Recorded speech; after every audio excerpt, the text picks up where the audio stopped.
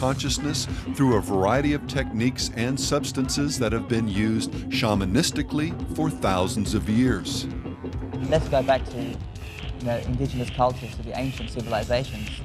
Shamanistically, it was part of the ritual you would take. There were certain drugs that would open up certain levels of consciousness. So when you surrendered yourself into the dance, into the ritual, into the collective organism, you have this, you're opening yourself up. It's just a key. On his website, Decker is very specific about the means by which his band will help his audience open up. Medicine Drum are modern shamans, he says, the techno-pagans of electronica. They take the listener on an incredible journey into psychedelic trance. And Decker has loads of company.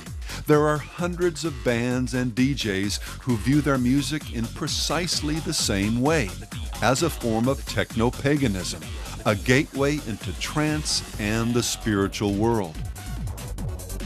Goa Gill, perhaps the most revered of the techno-tribal DJs, cut to the bottom line when he declared, "Music has gone through a complete cycle.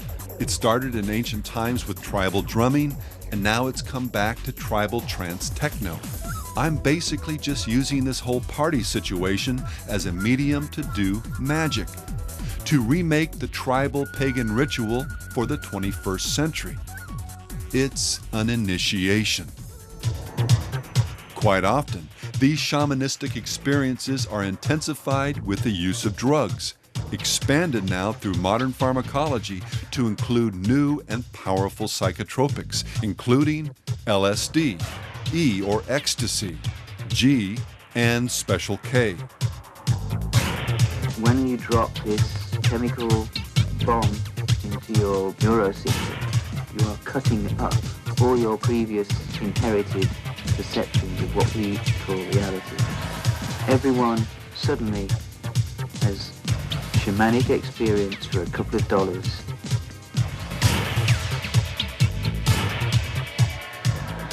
And then there's the use of light and sound to manipulate, most DJs would say accentuate, everything from metabolic rates to brainwave activity and states of consciousness.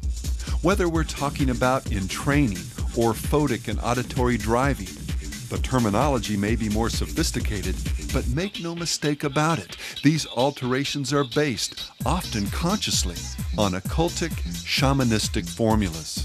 Indigenous rituals performed by shaman in the Peruvian Amazon and stuff, they would beat a drum at a certain number of wave cycles per second. In modern club culture and in seeing modern club events and modern rave events and things like that, you're seeing people entrained in the same brain state. You've got strobes, you have lighting that everyone's taking in, you have big time photic driving, and the music is auditory driving.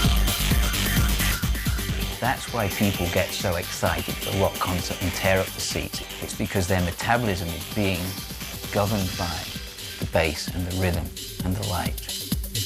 And that's what it's all about. It has reduced down in the West for the first time to a ritual which admits to and utilizes the most arcane and ancient methods for achievement of altered states and a celebration of that contact with otherness.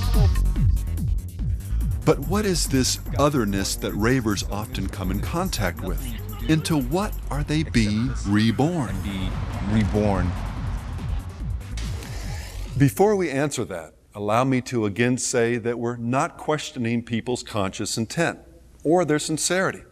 I know that many ravers don't use drugs, and an even greater number really enjoy and are even comforted by the often sincere sense of community that a rave can produce. And compared to the brain deadness of a hardcore mosh pit, a rave can seem even sublime. But sincerity and New Age goosebumps are not the ultimate arbiters of truth. As always, we need to look at both the methodologies and the fruit through the lens of Scripture. And in that context, what we find once again departs from the true faith and gives clear heed to deceiving spirits and doctrines of demons. Not only do we find drug abuse, including the not infrequent overdose, not only do we encounter sexual immorality, sometimes reaching levels that rival the orgies of the ancient cult of Dionysus, Anyone can be enlightened. but preeminently, whenever spirituality becomes open and ritualized, it invariably clothes itself in the garb of pagan and Eastern religions. You've seen him a million times, the dancing deity in the Ring of Fire, the image of the Hindu god Shiva. In searching for my personal connection to best explain these roots of trance dancing from ancient India, I felt I needed to go deeper than books. I felt the need to invoke Shiva.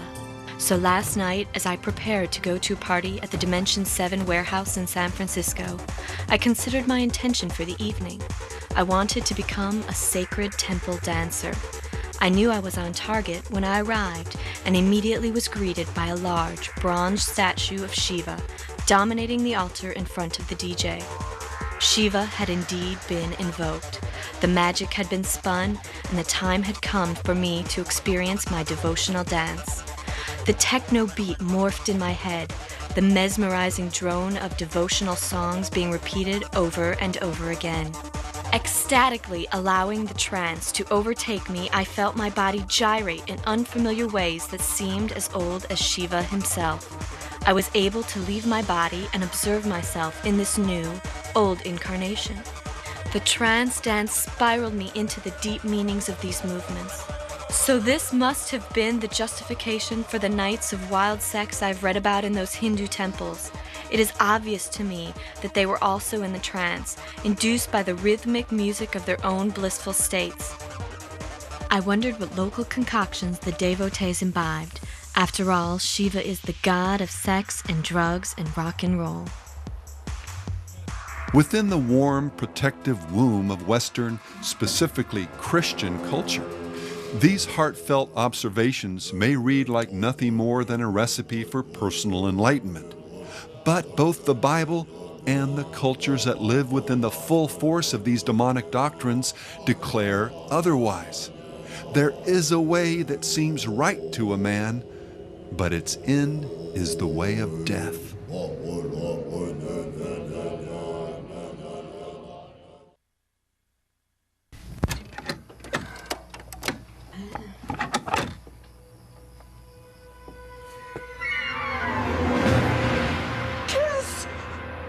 The devil's music.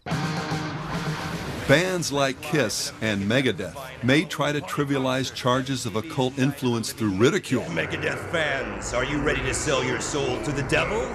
But when axes aren't being ground, even rock apologists will acknowledge this dark side, as in this cover story by the British rock magazine Mojo, how rock and roll really did dance with the devil. The 1960s witnessed an occult revival, the likes of which hadn't been seen in the West since the fin du siècle days of Madame Blavatsky's Theosophical Society and Aleister Crowley's Golden Dawn. For some artists and individuals in and around the rock music industry, this dance with the devil is both literal and intentional. And we feel that a cleansing of the idiot ideology of the pallid, incompetent Christ is in order. And so this is something that the Church of Satan is conducting on many different avenues. We're doing this through the use of what we have called aesthetic terrorism. This involves the creative use of art, music, writing, effectively what we call propaganda, the dissemination of information to influence what we call irony. Am I the son you've been waiting for? Am I the children war? To be your messiah on earth and to sit at your left hand. To create the most evilest music and to gain entrance into the seven gates of hell. Do you believe in demonic possession? Of course. Are you possessed? Of course. Paul, there's a clear, at least I assume there's a clear satanic influence in your work. Is that real, or is that a sort of tongue-in-cheek humor that you have? No, that's as real as it gets. But your art certainly, it seems to express the stereotype of Satanism. Yeah, but I use that specifically to bash the church. Why? Because that's really what Satanism is to me. It's anti-Christianity. Both the Bible and human experience make it clear that the vast majority of people who live under the power of sin and Satan are unaware of it, at least consciously.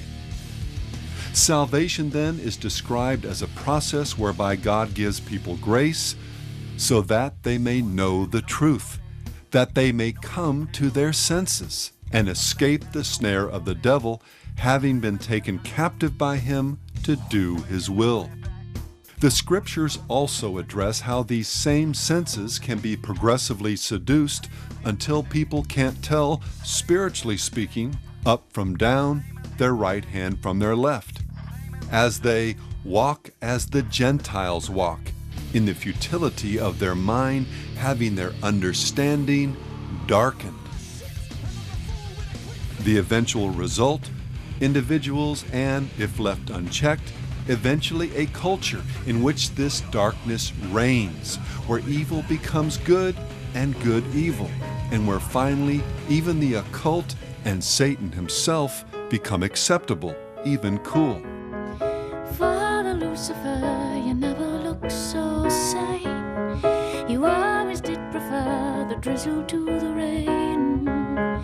Tell me that you're still in love with that milkmaid. How the Lizzies, how's your Jesus Christ been hanging? Sounding for all the world like Crowley and LaVey, Tori Amos told Spin magazine about her love for Lucifer, a Latin name for Satan. I wanted to marry Lucifer. Lucifer was the brother holding the space for mankind to act out their fears and hidden secrets, things they won't acknowledge. That's what the shadow is, and once you don't deny your shadow anymore, then it's not a perversion of that energy source. I don't consider Lucifer an evil force. We can all tap into that free-running current of distorted energy. She went on to talk about him on a more personal note. I feel such a sadness from him, she said. I cry and feel his presence with his music. I feel like he comes and sits on my piano. Yet this is a pretty serious being. I'm a little squirt when you think what a very serious force this is.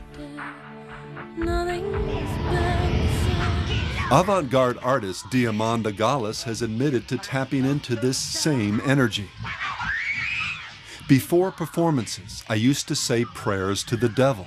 It was like making a connection to some source of power so that I could do what was not socially accepted. It was like, you know me, you understand me, I can speak for this reality, you can help me do this. Among her many blasphemous recordings, writings, and performances is her interpretation of Baudelaire's The Litanies of Satan, which includes the final prayer in French,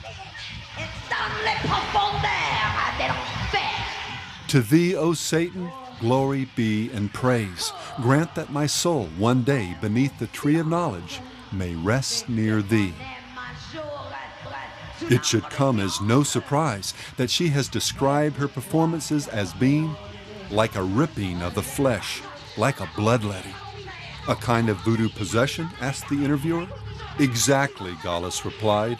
A Ugandan who saw my performance said that what I did reminded him of a voodoo ritual, which is practiced in Uganda. That if I were performing there, I would be worshipped as a high fetish priestess. Well, Gallas and Amos have loads of company when it comes to artists who get off on this fetishistic voodoo sympathy for the devil vibe they view as the true heart and soul of the music. Robert Palmer glowingly described it as the central rock and roll paradigm, a kind of voodoo rooted in a vigorous tradition of celebrating nature and spirit that's far removed from the sober values of Western culture. David Byrne lovingly helped produce a television special about it, calling voodoo-related sound a big part of where our popular music comes from. Rock and roll comes from those traditions, and I believe that the power and influence it has had has come because it carries a small part of that energy with it.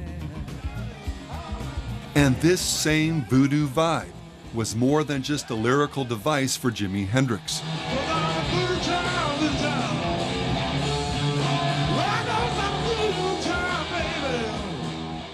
A percussionist from West Africa who often played with the guitar god observed that many of the signature rhythms Jimi played on guitar were very often the same rhythms that his father played in voodoo ceremonies. And while for many all this may sound cool, dark, and mysterious, in the end it will be seen for what it is, a snare of the devil, where people ultimately become captive to his will. Now, one of the biggest things about Jimi was he believed that he was possessed by some spirit, and I got to believe it myself, and that's what we had to deal with all the time. And he was very humble about discussing it with people because he didn't want people to feel like he was being pretentious and so on. But he really believed it, and he was wrestling with it constantly. Yeah, he used to always talk about some devil or something was in him, and he didn't have any control over it.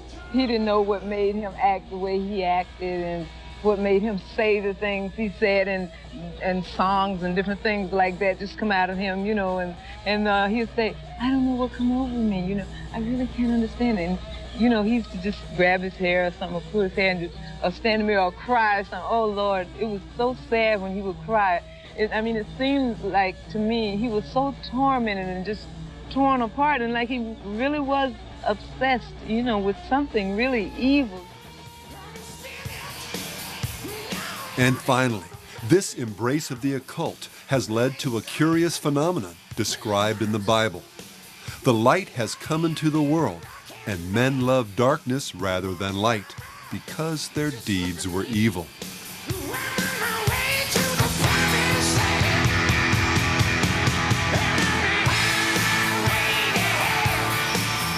Where people in their fallenness move beyond rejecting light and loving darkness, and come to the place where they are fascinated with and even love death and hell itself.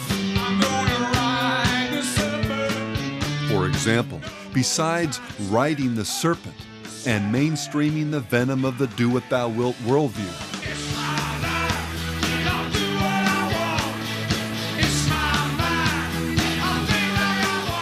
Rock and Roll Hall of Famer Eric Burdon has also come face to face with the spiritual entities that slither beneath the surface. His entree to this occult world, like so many other rockers, was through the doorway of pharmakia, the sorcery that is psychotropic drugs. In his autobiography, he described an LSD trip he took with Andy Summers, guitarist for The Police. As he stared at a Hindu mural created by Summers, focusing on the figure of Kali, the goddess of death and destruction, he fell into a deep coma. Then I came face to face with Kali, Burdon remembered. I was covered in a void, darkness, darkness. Ah, so you need answers, said Kali. If you want information, you have to make me a gift. You've taken my sight, Burdon responded. What more do you want? She laughed a wicked, cruel laugh in the darkness. How much are you willing to give? My life, I said. My life was sucked out of me. I was gonzo, melted to the floor, dead. Compare this with the testimony of a student at Columbia University after she took part in an occult ritual led by Dr. Michael Harner, an anthropologist and practicing shaman. I went down a couple of levels and then went even further to some area that was very gray and slimy and foggy. And I walked through that for a while and found another opening and went down even further. It was someplace I'd never been before. And it was kind of like a cave. And there were some beings in there, but I couldn't quite make out what they were. And I was just kind of sitting there with them. And all of a sudden they came at me with knives and tore me apart into all these pieces and tore my flesh off. And I was startled, but it didn't hurt. And finally, there's the testimony of rock and roll's most focused, committed, and articulate neo-pagan, Genesis P-Orridge. In the occult magazine Gnosis, he enthusiastically described a life-changing experience he underwent in Nepal when he became the first Westerner to be invited into a particular shrine to the Hindu god Shiva. Then this priest anointed me with this tilak, P-Orridge remembered, and I got this really fast freeze frame of the shrine. Animal intestines and mummified human heads and incredibly powerful, very dark-edged materials. Pools of blood, and it was really dark, and he started chanting. As soon as he started chanting, it was like Terence McKenna described DMT. I just went, whoo, instantly into this completely altered vortex, shooting into this deeper and deeper blackness, floating in liquid blackness, the ultimate blackness, black beyond black. And then I became really aware that somewhere within this ultimate black were these two shiny, slightly pointed, almost insectoid eyes. Shiva watched. After years of studying the occult traditions of Crowley and Austin Osman Spare, of ingesting powerful psychotropics and practicing sex magic, ritual cutting, tattooing and piercing, cross-dressing, filing his teeth, presenting occultic and obscene performance art, playing the techno shaman, putting the satanic Enochian calls to music, and relentlessly blaspheming God, P-Orridge was finally ready to come face to face with the spirit behind it all. And he consciously did what so many others do unconsciously. He embraced the darkness. Looking again at John's Gospel, and this is the condemnation, that the light, Jesus, has come into the world, and men loved darkness rather than light, because their deeds were evil. And let me say something here in closing. Don't write off P-Orridge or any of the other people we've just looked at as some nutcase from whose life you can't draw any personal inferences. All he's done is go for the gusto, taking the essence, the ideas that gave rise to our modern rock and roll world, and then just chase them to their logical limits. To put it another way, he's splashing about in the deep end of the pool of do what thou wilt rebellion, while most moderns just dangle in their feet or wait about in the shallow end. But whether you dive in or just dip, you still belong to the same club. And one day, unless you repent, give up your membership, you'll find your eternal destiny in the same place of which Eric Burden, our Columbia University student, and Genesis P-Orridge caught but a glimpse. What is the alternative to death, being torn apart by demons and infinite blackness?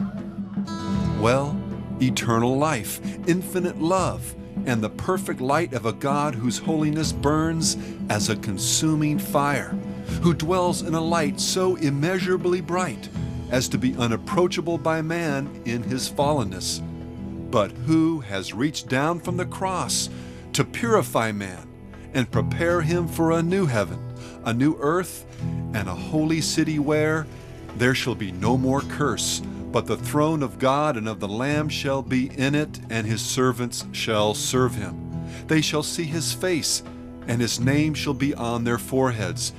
There shall be no night there. They need no lamp nor light of the sun, for the Lord God gives them light, and they shall reign forever and ever. And as a living testimony of God's light and grace, among his servants are those who once proudly bore the marks of the beast. I was really angry, and I hated everyone and everything, and I basically wanted to murder the world. I wanted everybody to just die. I wanted everybody to suffer like I was suffering. And I wanted the power to make them suffer. This will give you an idea of where I was coming from. I still am fighting a constant battle between what is good and what is evil in me. Evil is winning to my extreme joy, but the good is not easily defeated. But I know in my heart that evil will prevail in the end. Blessed be the darkness, is what I said at the time. Today I formally and finally renounce all good and pledge my allegiance to evil. Long live the dark ones. Praise be to all evil. Satanism according to Anton LaVey and according to Satan, in all truth, is meism. It has nothing to do with worshiping anybody else. That's the definition of Satanism in the truth. The funny thing about it is I didn't know I was a puppet. I thought I was the puppet master. I mean, the hat was wearing me. The costume I thought I was wearing me. To seek your own will is to seek the will outside of God. God is life. Jesus Christ said, I am the way, the truth, and the life. Your way is dead way. I mean, it's suicide, is literally what it is. It might not matter to you now. It might not matter to you to the day you breathe your last breath.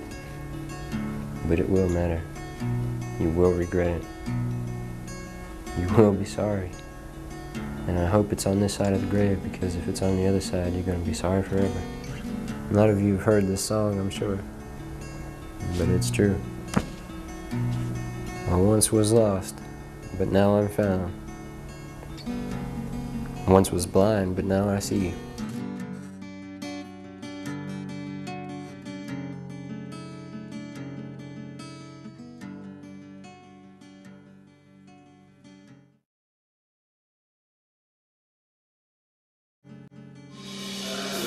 Seen Junior's grades. Kids really like about rock. Do whatever they want. You want to offend the grown-ups and behave like the way a teenager really wants to behave, Rebellion, chaos, disorder. He's losing his mind and he feels it growing.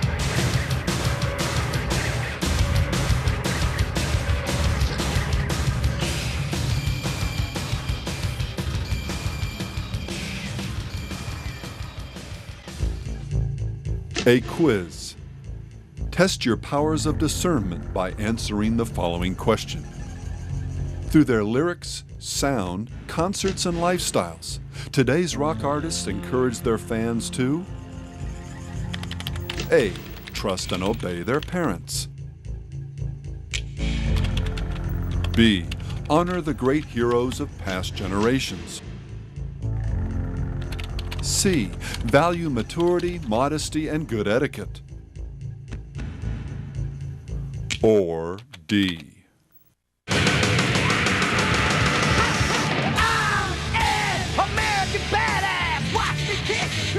Some people say this music is loud, stupid, excessive, vulgar, and appeals to the basest animal instincts. That's why we play it. I don't know. I think music really, it's supposed to be like a feeling. It's supposed to be, it's usually about like youth culture, totally rebelling. Probably a lot of it was rebellion. Has a lot of influence on people and doing your own thing. It's no fun to be good. You got, you gotta let loose and you gotta do rules. I guess it's kind of a cliche, but rules are meant to be broken, I guess, is what they say. Rock and roll's always kind of been rebellious. I don't know, it's supposed to bug your parents, I guess. What do your parents think of ICP? They fucking hate them, but f*** them. In my opinion, rock and roll is more of a rebellious type music than it is stay in school, go get good grades, you know? I don't know, but I like it. To say that rock celebrates rebellion is like noting the sky's blue. Spin the radio dial or plop down in front of MTV anytime, day or night, and you'll be hit right between the eyes with what one prestigious rock magazine called rock's essential core, a core of rebellion, sexuality, assertion, and even violence. All the things that have always been unacceptable to a ruling establishment. Once that vigorous, horny-handed core is extracted from rock and roll, you're left with little more than music. As Details magazine observed after covering one of the many music festivals that have come to dot the summer's landscape, so what did we learn? We learned that old rock and roll devils will strip off their clothes. We learned to shout, F the police. We learned that, should a waft of passion come into our lives, we should just scream, let's get butt naked and blank.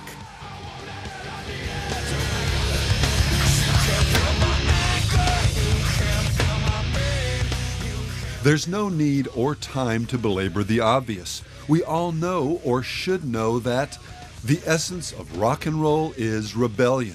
The only reason for rock to exist is to be a soundtrack for the movie of teenage angst and anger.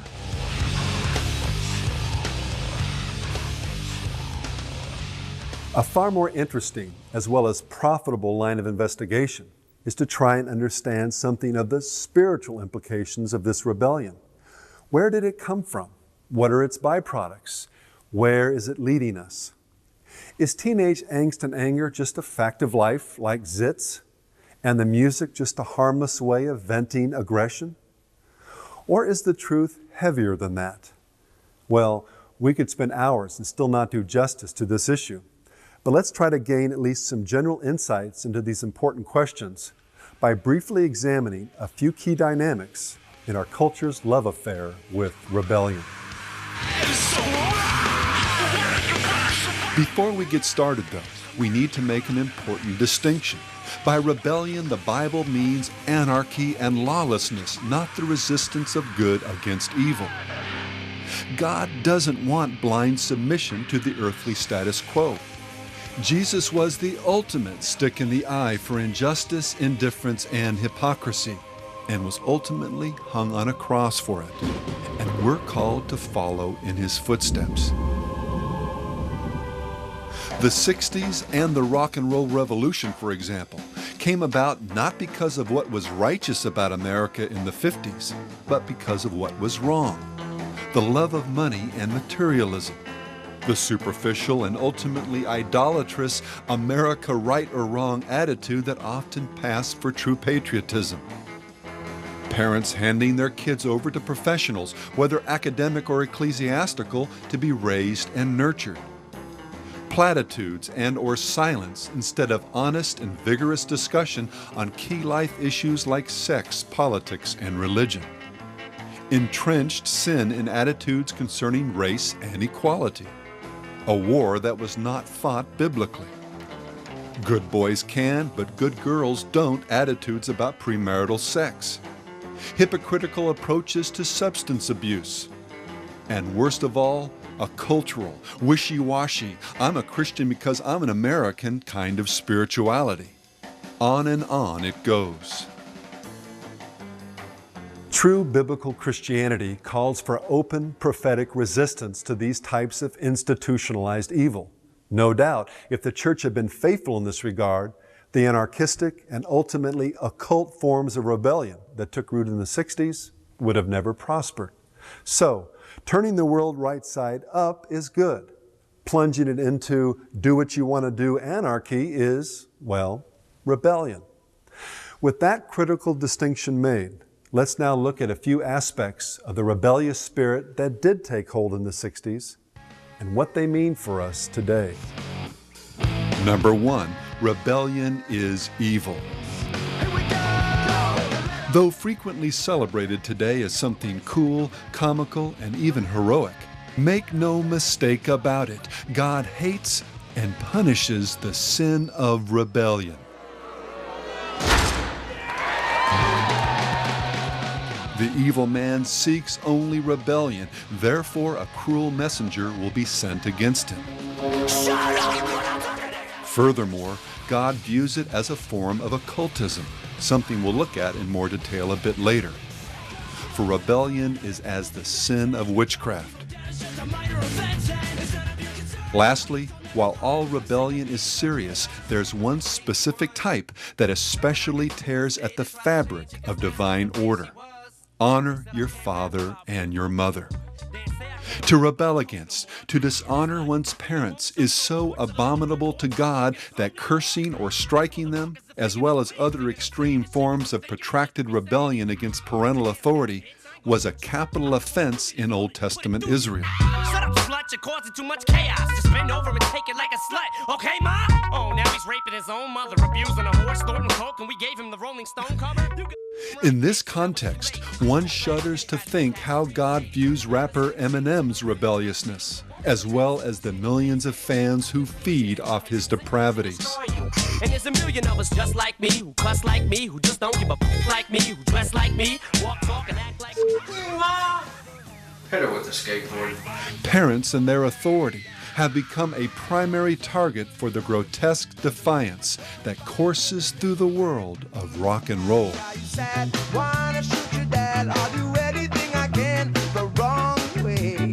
Rock and roll is supposed to bring you crazed joy and rebellion for no apparent reason. That's what it started out as, music to your parents off with. And that's what rock and roll ought to be. The kids ought to come up and just hit you right in the face. I don't mean breaking noses, but I mean with what it is they have to say and dressing different so that adults are going, oh, God, yeah, that's it, you know.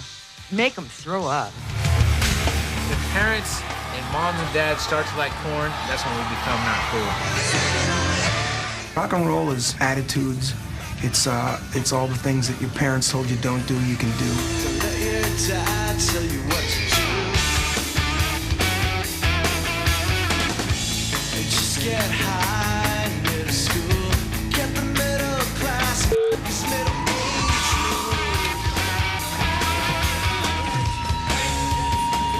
Eat this.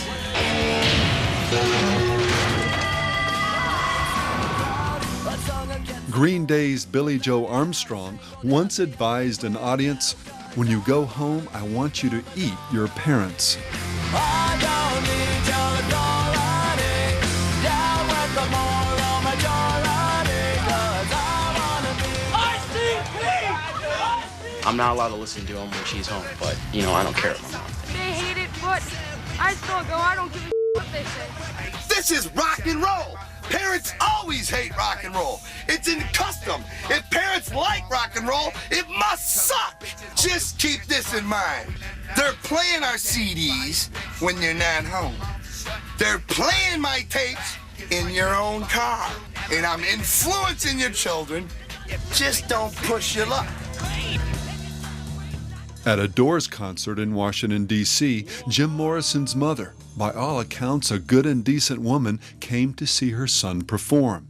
His only acknowledgement was to stare at her as he sang the infamous words to the song, The End, Mother, I want to blank you.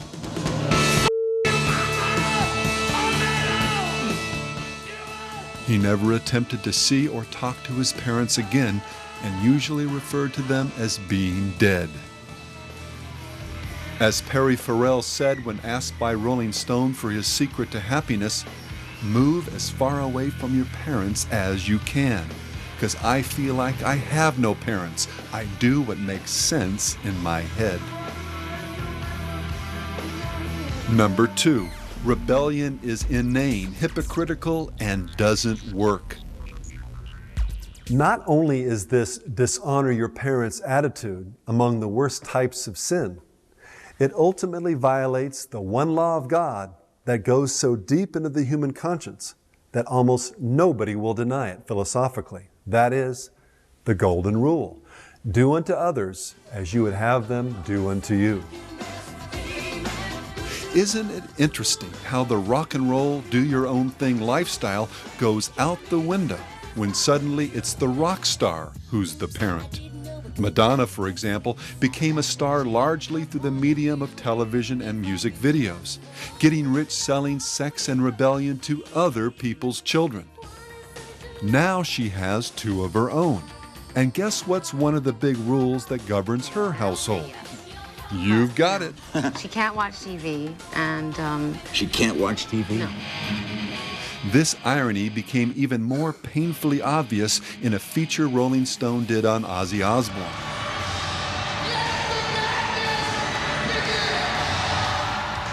The godfather of hardcore rock and roll rebellion was affectionately seen as a man reduced to trembling like a frightened chihuahua, taking Zoloft and seeing a therapist once or twice a day, plus afternoon AA meetings, just to fight off the demons of addiction. So much for rebellion as a lifestyle choice. And yet, perhaps it is his relationship with his children that is the most tragic and telling. Glaring down at his brood, Rolling Stone reported, he opens his mouth and says, "If you don't shut up, I'll..." He goes silent. His kids look up at him. Well, yes, what will you do? And they start snickering and giggling. For indeed, what dad-like words can he say to them? What is he, Ozzy Osbourne, legendary drug-addled Prince of Darkness, the very founder of parent-freaking-out heavy metal music, going to do? Ozzy blinks a few times. Then, in a small voice, he says, "Well, try to be quiet, will you?" To the alert observer, these ironies can reach the height of absurdity. We see Everclear at Woodstock chanting the great rock and roll mantra. All right, we got one rule. There are no f***ing rules. Have a good time. And then just moments later, ordering people. Okay, you guys got to back up now. Everybody back up. Back up! I think I'll have you repeat it after me and get us all feeling f***ing good in here. So follow me, friends. We don't give a shit! We have bands like Metallica embracing the darkness of nihilism and moral relativism.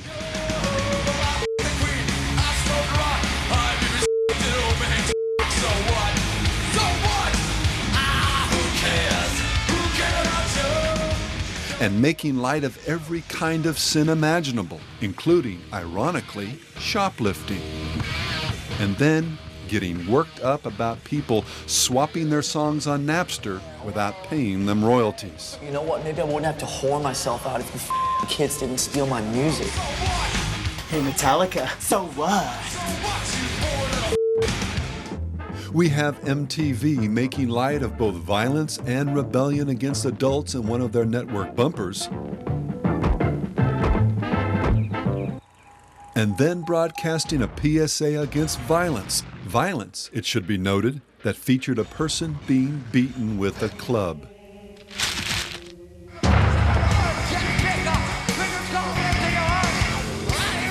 We have bands like Rage Against the Machine getting their audience to do what they tell them to do by chanting,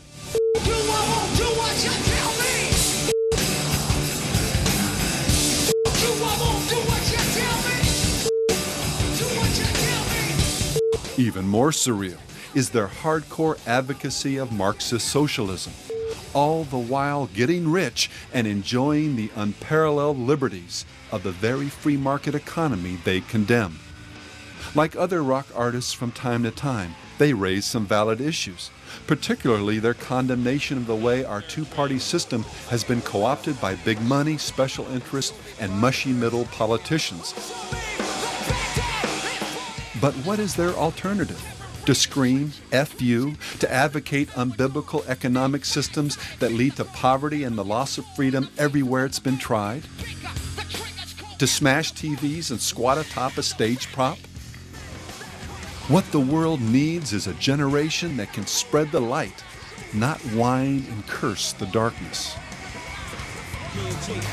And finally, there's the absurdity of an industry that has gotten rich promoting sins that tear at the fabric of society, and then turns around and occasionally tries to raise both money and awareness in order to help fix the very problems that the immorality associated with the music helped create in the first place. You don't have to say nothing. I know your body wants something. R. Kelly, for example, has gotten rich singing about and promoting promiscuity, but was then lauded as a hero when he wrote a song to help fight, get this now, a largely promiscuity-based disease. And then there's Janet Jackson, an artist who's often honored as one of the good guys.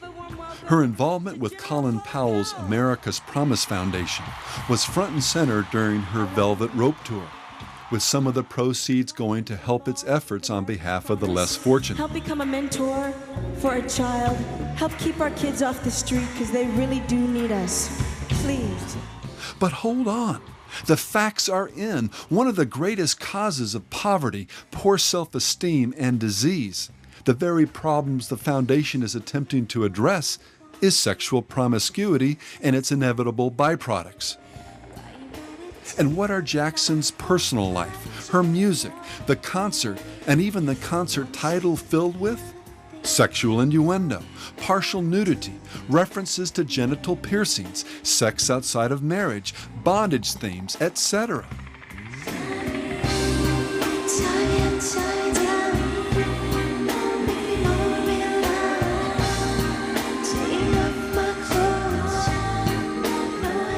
This level of cognitive dissonance shot through the roof during the production of her music video, If. Close to 80 pregnant 13 to 17-year-olds, or teens who'd recently had babies, were invited down by Jackson. And the video they saw made? You got it. A veritable training film for lust-driven sexuality. And deep down, Miss Jackson knew it. The article continued. There was one individual, though, who was discouraged from dropping by, Katherine Jackson, her mom. The one person that kept running through my head while I was writing these songs was my mother, Jackson says. I told her, some of my movements are very sexy. I'd be embarrassed if you were there.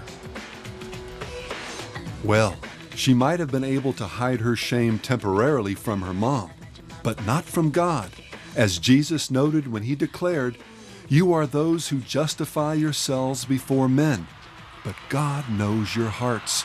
For what is highly esteemed among men is an abomination in the sight of God." Number 3, rebellion is fundamentally occultic. We saw earlier that rebellion in God's sight is as the sin of witchcraft.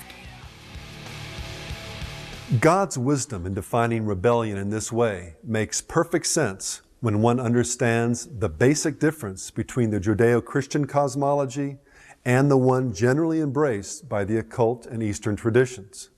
The difference can be summed up by contrasting two words. Cosmos versus chaos. The Greek word cosmos, a word that is front and center throughout the New Testament as well as in the Greek translation of the Old, carries within it the suggestion of order and harmony. In a nutshell, the Bible presents a universe, a cosmos, created by God out of nothing and infused with a symmetry that literally, we now know, defies our comprehension in both its complexity and beauty. Guided by God's superintending hand, the pinnacle of this cosmos was and is this planet with its inhabitants. And it's here where an interesting distinction is made. The earth was without form and void, and darkness was on the face of the deep. Earth's initial formlessness or unfurnished state is quite different from the tailored order that the word cosmos suggests. But God wasn't done yet, as step by step the divine paradigm began to unfold. The Almighty spoke, and light divided darkness. Land came from the sea, life from inanimate matter, etc. The earth was beautifully furnished, and the stage set for the drama of human existence. After creating man in his own image, God took an area of land bounded by water and fashioned Eden, an incubator of sorts as well as a pattern for future expansion. This garden was adorned with everything man needed, as he was prepared for the task at hand, to be fruitful and multiply, and replenish the earth and subdue it. In other words, to make it all as ordered, as beautifully furnished as the garden paradise that was home. Well, most of us know what happened next. Man blew it, and paradise was lost. But that's not the end of the story. The Bible's essential message is the account of God's elaborate and awesomely sacrificial efforts to redeem mankind while remaining true to himself and his righteous standards of justice. And so, through the cross, we were ransomed from the penalty of sin and re-empowered, divinely enabled to get the original job done, to go into all the world and fill it with His glory, to disciple individuals and ultimately nations, to bring life from death, light to darkness, ever increasing order and harmony from the chaos of sin and destruction.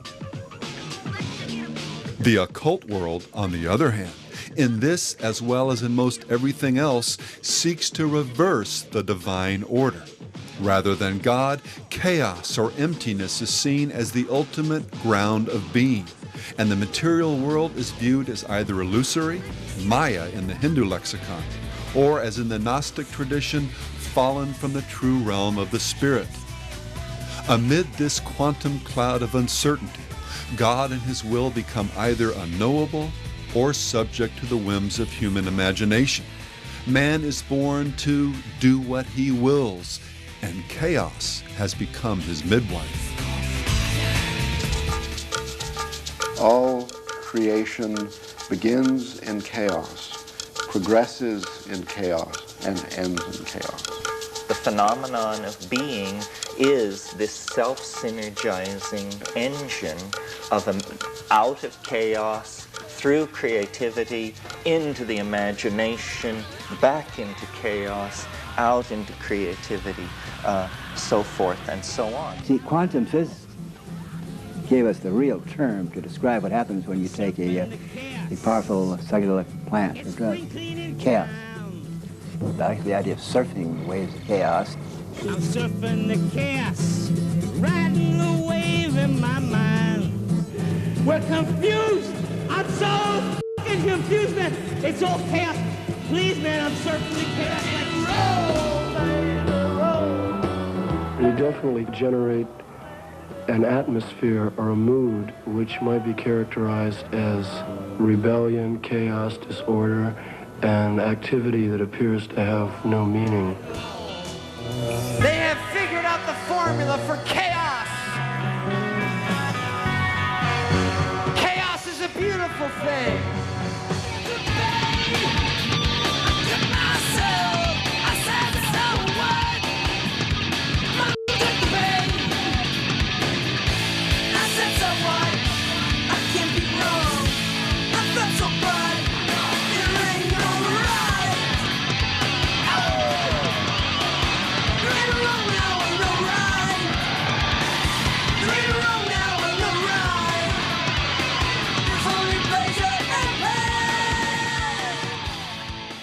And so the clear line between light and darkness, life and death, meaning and meaninglessness presents itself. On the one hand, a cosmos created and sustained by the Almighty, suffused with design and meaning. And our purpose in this cosmos? Well, to love God and submit to His will, to glorify and enjoy the Lord, to grow in grace and become more and more like Him in our character and in the way we think, and then to furnish the void, to, in a sense, colonize the chaos, bringing God's order where there's disorder, discovering and cherishing all that is true, good, and beautiful. And then, on the other hand, there's the embrace of chaos and a descent into the void.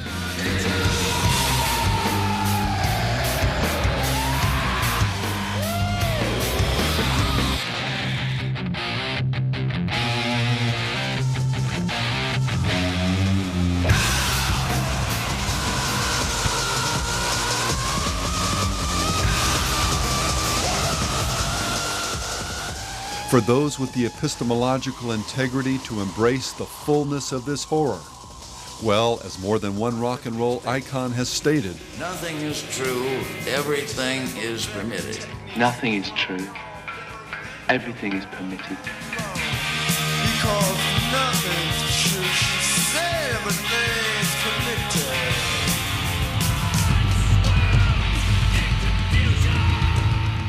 and this is why rebellion is a form of occultism. God's order and rule, His cosmos, is rejected. People begin to worship, to derive meaning from the creation rather than the Creator, the very foundation of witchcraft. People rebel, concoct their own so-called truths, make up their own rules. They begin to do what they want.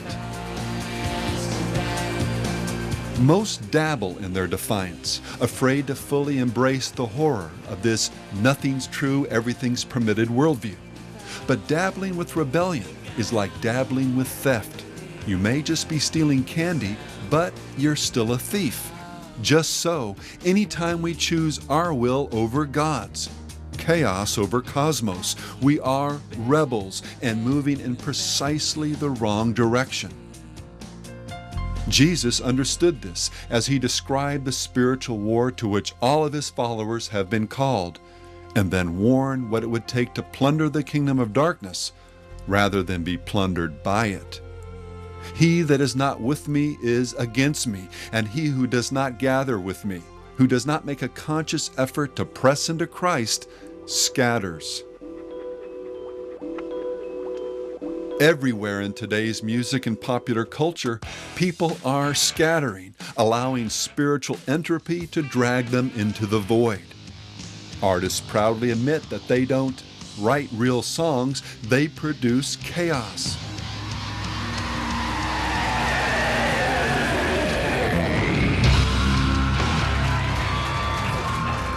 Decay, ugliness, death, dissonance, pain, darkness, despair, and meaninglessness abound in popular culture.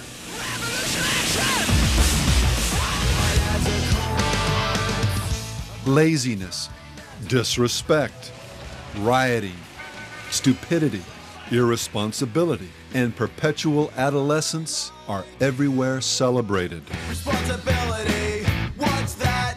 I don't want to think about it. We'd be better off without it.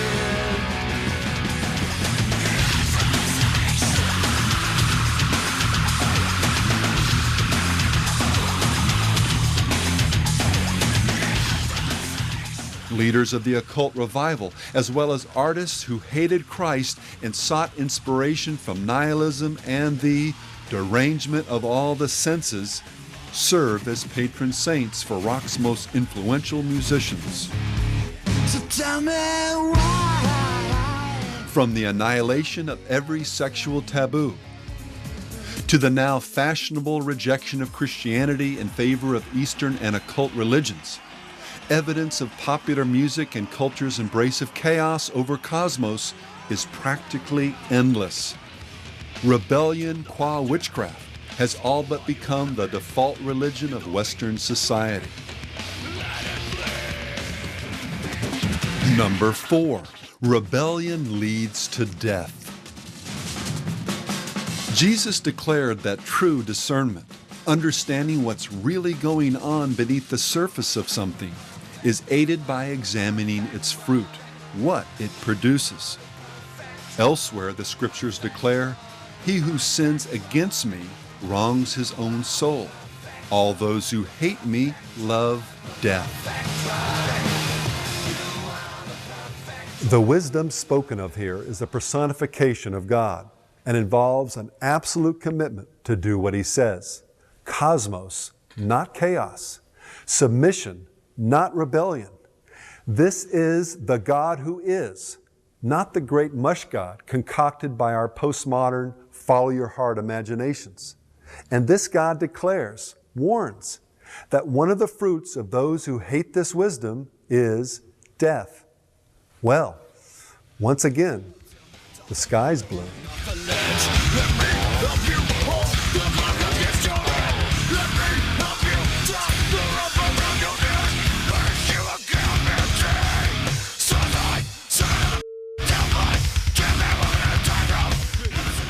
What about popular music's ever-increasing fascination, even obsession with violence, destruction, and death? And when I finish, it's gonna be a bloodbath.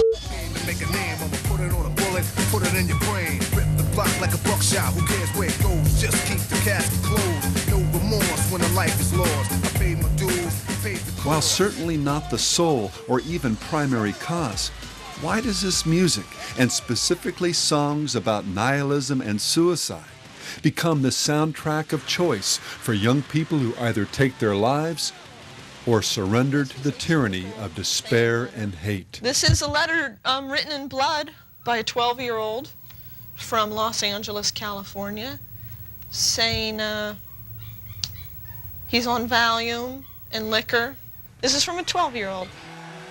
Is the violence and even death that has plagued so many concerts and music festivals a mere coincidence? I remember this one night when Exodus played and it was like really violent night, and this one guy, like Paul Bailoff said, I want to see a dead poser, and a bunch of, Exodus kids just ran out and found this guy with spandex and slashed his throat. It was hilarious. And perhaps most significantly, what about the incredibly heavy toll it has taken on the artists themselves? The rock and roll lifestyle is among the most dangerous in the world, not only in the percentage of deaths, but in the pathetic way so many die. Suicide, AIDS, drug and alcohol abuse, violence, heroin overdoses, even asphyxiation in one's own vomit. Take as just one example, an artist whose life and death, while not as well known as other rock catastrophes, serves as one of the best illustrations of just how lethal rebellion can be. A gifted, intelligent, and beautiful woman, Nico fell headlong into the chaos of rock and roll when Andy Warhol tapped her for the Velvet Underground. The more you look at the same exact thing, pop artist Warhol had once explained, the more the meaning goes away and the better and emptier you feel. Well, Nico became a committed disciple of this doctrine of meaninglessness, declaring, "I'm a nihilist, so I like destruction." Nihilism seemed to be the most suitable religion. Through both music and sexual relationships, Nico shared her faith. Punk's godfather, Iggy Pop, for example, credits her with helping him get totally into corruption. Why don't you kiss my blood?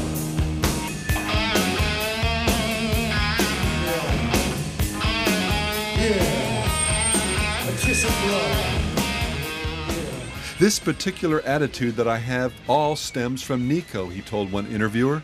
I was a skinny, little naive brat, and she taught me. You are not full of the poison, she said. This is not right. How can you perform when you are not full of the poison? I will help fill you with poison. Otherwise, you have nothing. We do not want to see a person on stage. We want to see a performance. And the poison is the essence of the performer. Well, eventually the poison took its toll. Drugs became her primary sacrament, reaching a depth where eventually she turned her own teenage son onto heroin. Chaos destroyed Cosmos, and moral absolutes were among its victims. I don't have any limits, Without truth, even art was turned on its head as ugliness became her preferred aesthetic. She was almost proud of the fact that her teeth were rotten and her hair was grey and her skin was bad and she had needle tracks all over. I mean, she liked that. That was her aesthetic. She died alone, and the nihilistic wasteland she helped pioneer. A world where ugliness and darkness have become fashion statements. Where the divide between good and evil is blurred and ever-changing. Where death and existential despair are viewed as somehow attractive, brave, and profound. And where the derangement of the senses is the key to creativity. Her spiritual children barely took note of her passing. Of course, by the grace and forbearance of God, far more people live on than die young. But they, as well as each of us, will still one day die. And after death, the scriptures declare, comes judgment.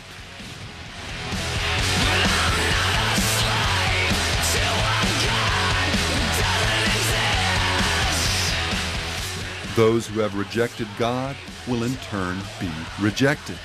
And it's this death, what the Bible calls the second one, the final reward for all who have chosen rebellion over obedience. That is the only death with which each of us should be ultimately concerned.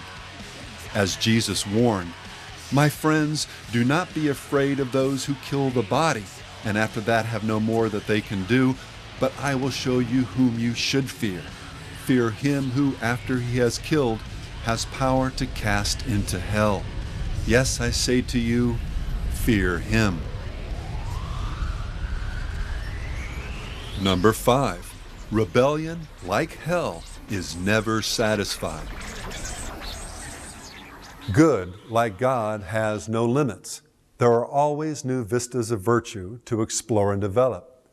But rock's deliberate identification with rebellion and chaos has created a very real and pathetically ironic dilemma. When the limbo bar of cultural standards keeps getting dropped, how low can you go before you fall on your back?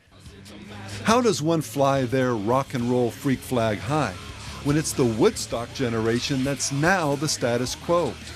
At what point does rebellion start to either play like a cartoon or stink of unrefined evil? 40 and 50-somethings, for example, can remember when the F word was shocking, and even the idea that Jim Morrison might have flashed an audience in Miami led to a felony arrest and sparked a national scandal. And today? Well, entire concerts are performed naked, and obscenities are so common that if they were somehow banned, hundreds of artists would have a hard time fashioning a coherent sentence. So what's a poor rebel to do? They cut up each other on stage. The lead singer has a 4-foot-long that he masturbates and sprays white. Sing about raping the Virgin Mary and torturing Christians? Rub animal entrails all over their body? Rap about mutilating women or having sex with underage girls? Commit unspeakable acts on stage? Why, Gigi, did you feel a need to defecate in front of a live audience? Well, my body is the rock and roll temple, and my flesh, blood, and body fluids are a communion to the people. And there are no limits and no laws, and I'll break down every barrier put in front of me till the day I die. The pathetic absurdity of this cycle of satanic one-upmanship is nowhere more obvious than in the life and music of the platinum-selling rockers from Iowa, Slipknot. No doubt without fully realizing it, guitarist Mick Thompson commented on the progressive desensitization that made his band's particular brand of rebellion and nihilism a foregone conclusion. I used to watch a lot of gore movies, lots of true death videos. And at first, sure, I was disturbed by what I saw, but after a while I became numb to it. With hard music, it's the same way. People listen to Korn, and now they want something even harder. It's like a drug. And their drug? Basically 9 people working out every poison that ever infected them in their life and putting it on tape. And I hope they get a positive message for them, you know, where they don't have to answer to anything or anyone. This song is your new national anthem. This song is called Surface.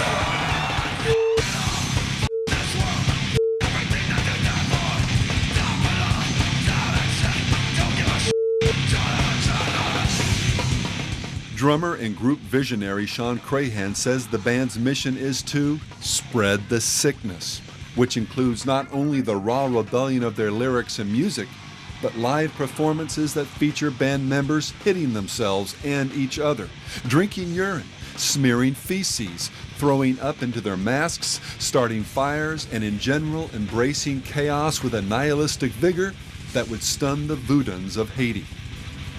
And the effect on their audience? Every show, Crahan told Rolling Stone, I've got some kid out there who's hitting himself just like me. His knuckles are bloody, his eyes are black. I'll look in his eyes and see that he's in some other place. It's a heavy-duty responsibility.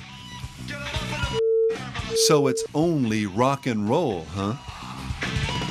As incredible as all this is, there's an important footnote. Most of the band came from intact homes and led wholesome American lives. Hi, Mom, look at me. They live in the richest, most free nation the world has ever seen. Crahan admits, I have a beautiful wife and 3 healthy children. I'm happy, man. And then goes on to say, but when I'm on stage, it's effing on. I'll kill people. I look into the eye of the abyss every day of my life because my time here, it's nothing, man. Well, Crahan and millions of other artists and individuals feel this way because they've made a choice. They've embraced the spirit of our age, preferring chaos over cosmos, their will over God's. And now, as they stare into the pit of nothingness, this other place Crahan sees in the eyes of his fans, the anger, pain, and emptiness they experience are not only the result of a self-fulfilling prophecy, they are the emanations of the satanic reality that lies waiting, like a black hole, in the bottom of the abyss. Number 6, rebellion doesn't help, it hurts. Whether it's a song brimming with rage or the semi-controlled violence of a mosh pit, the typical argument for rebellion in music, or many other art forms for that matter, is that it's cathartic, that it provides a healthy release for pent-up anger or pain. And for some, this catharsis can take on the form of ritual, even something religious. Now gather yourselves. All your hate, all your anger, everything that is black and loathsome that dwells inside of you. I want you to pour that into me! And while the vast majority of songs fall into the rebellion for the sake of rebellion category, there is the occasional song that does attempt to address the real trauma people experience in a fallen world. Jonathan Davis of Korn, for example, has powerfully expressed the horror of sexual abuse.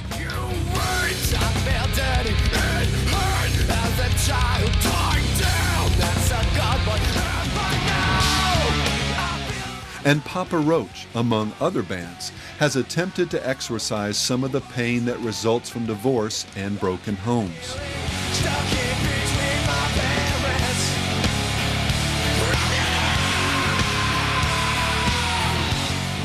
No doubt people who have undergone either trauma can experience a measure of relief from these songs, the sense that they're not alone, that someone else has been through it and understands the pain.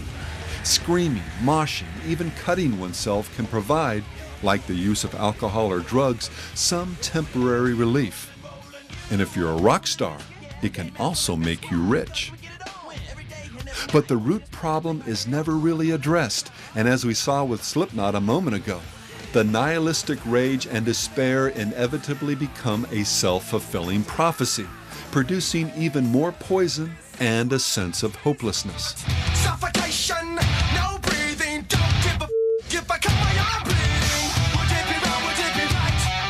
If I took my life tonight, chances are dynamite, mutilation out of sight, and I contemplate suicide. In this context, the band Against All Authority asks an important question in a song about a friend who committed suicide.